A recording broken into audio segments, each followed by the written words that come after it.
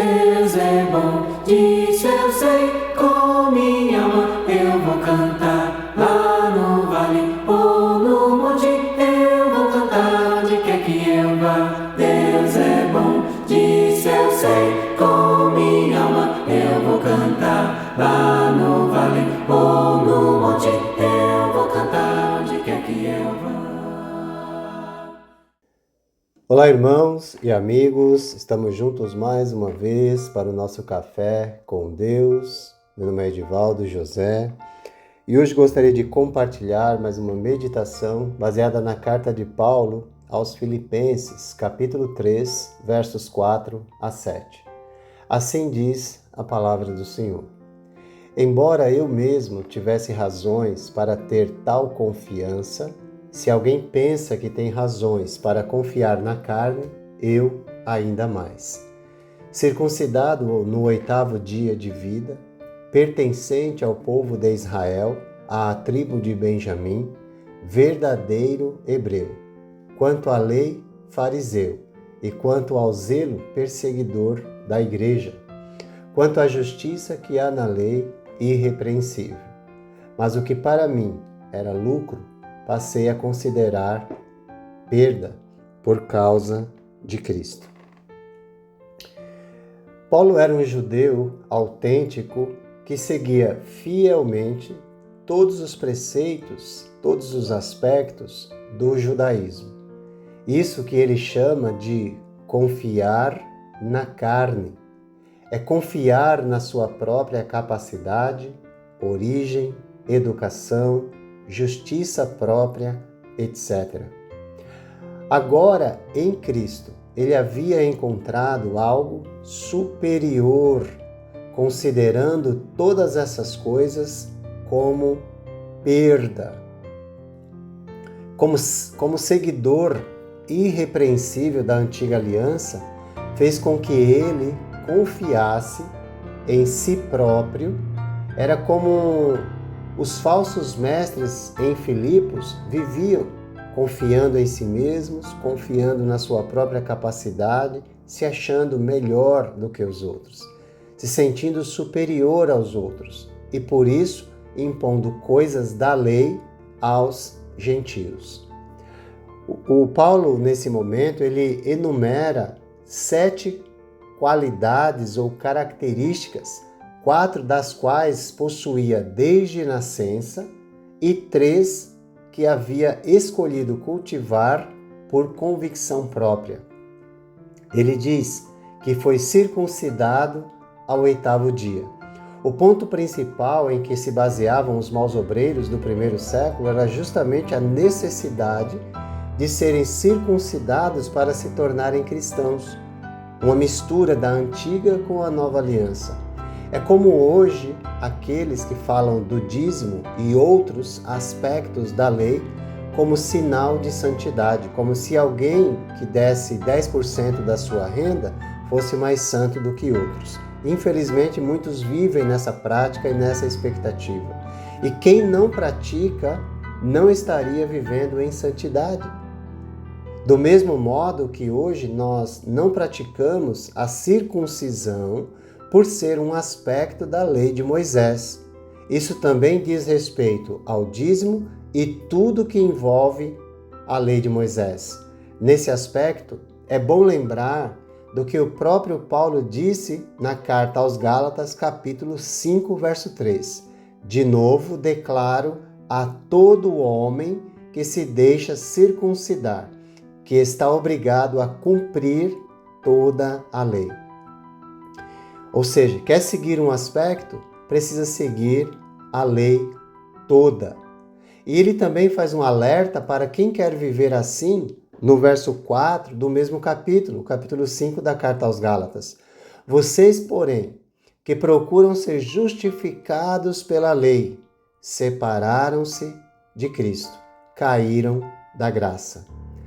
Paulo era muito bem qualificado para falar sobre este assunto, porque ele mesmo fora circuncidado de acordo com a lei. No 8º dia, como ele diz, seus pais eram judeus obedientes e cumpriram rigorosamente a lei. Desde o berço, portanto, Paulo tinha seguido a religião judaica.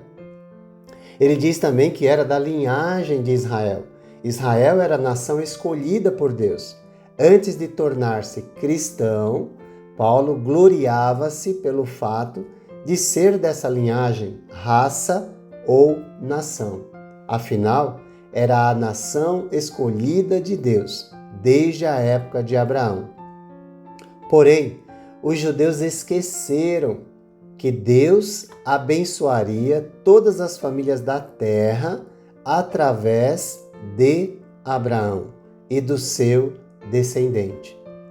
Paulo aprendeu e reconheceu isso também na carta aos Gálatas, capítulo 3, verso 29, quando diz: "E se vocês são de Cristo, são descendência de Abraão e herdeiros segundo a promessa." Ou seja, se realmente os judeus tivessem compreendido o chamado povo escolhido de Deus, eles teriam sido luz para as outras nações, mas não cumpriram, porque Deus, através dele, porque eles eram da descendência de Abraão, iria abençoar todas as famílias da terra.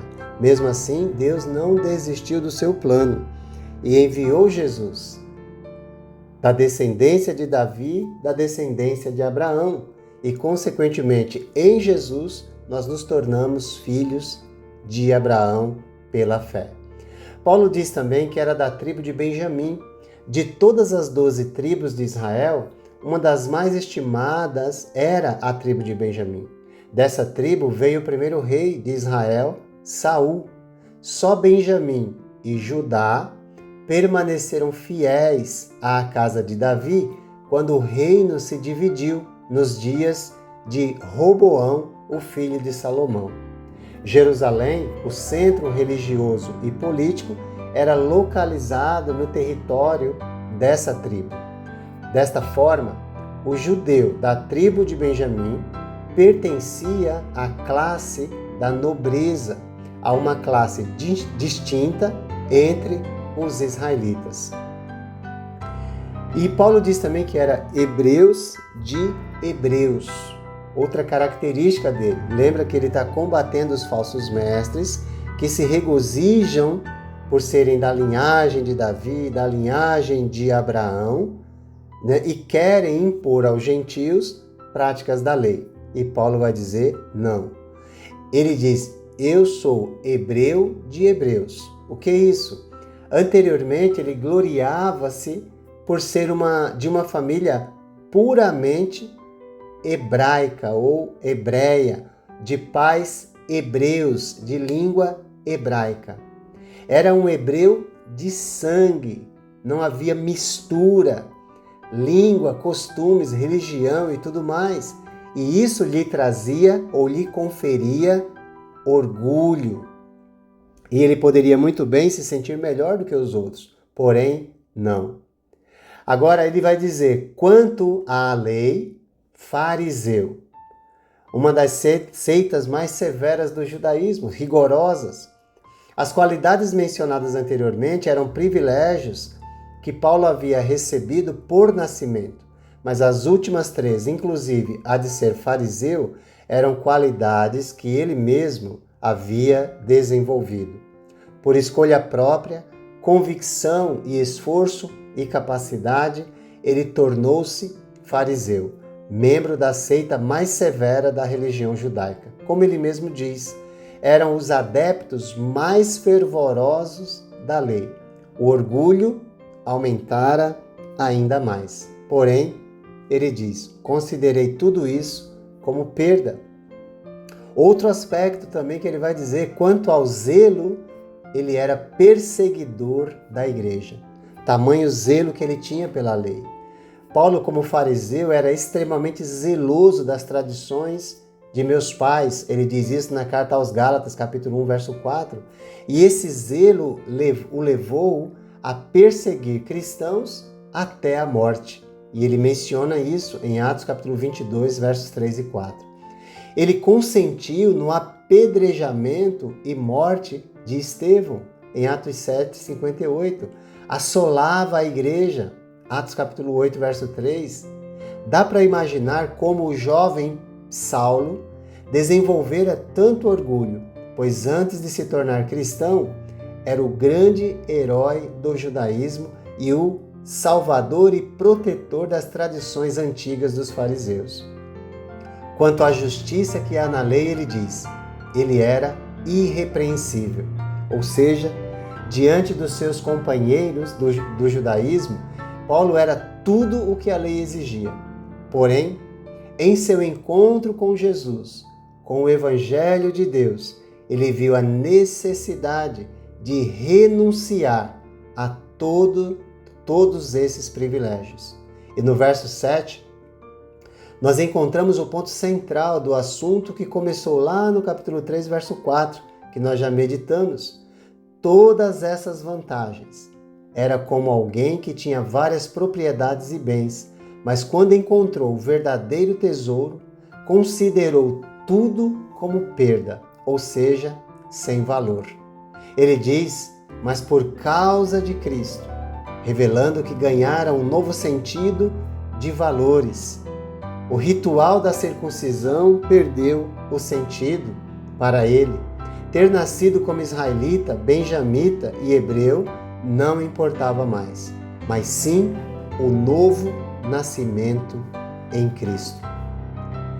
Todo esforço humano empregado para ser fariseu, zeloso e obediente da lei e conseguir a própria justiça passou a não ter valor algum.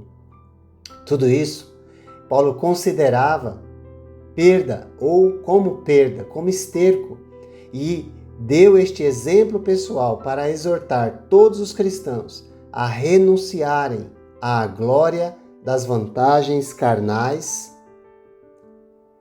e pessoais para se dedicar completamente a Cristo, ou à glória dos homens para ficar com a glória de Deus, que é infinitamente melhor.